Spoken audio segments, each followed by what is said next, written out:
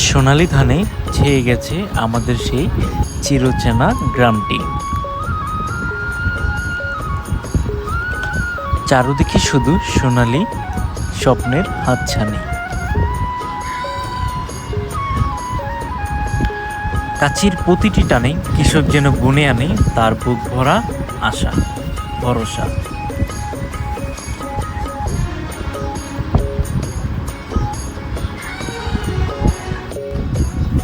তীব্র গরমে কৃষকরা একটু শান্তির জন্য ছুটে যায় চায়ের দোকানে।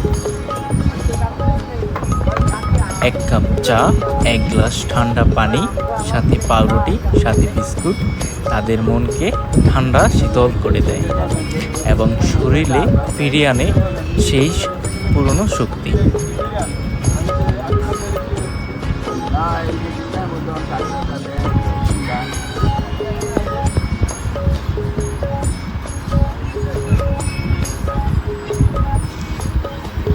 গাড়ির চাকায় প্রতিটি শব্দে মিশে থাকে একটি পরিবারের অন্ন জোগানোর আনন্দ।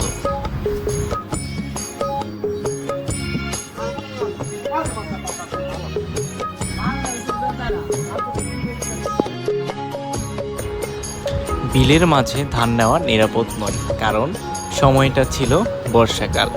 তাই সকল কৃষকরা মাথায় করে ধানের বোঝা নিয়ে আসছেন উপরে।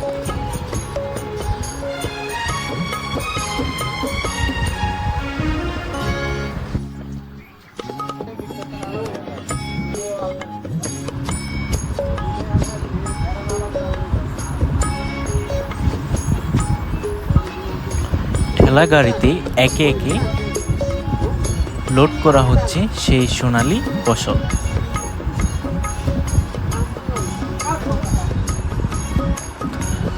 মেজোপথে একে বেঁকে চলে ঠেলা গাড়ি। চাকার প্রতিটি শব্দে মিশে থাকে একটি পরিবারের অন্ন জোগানোর আনন্দ।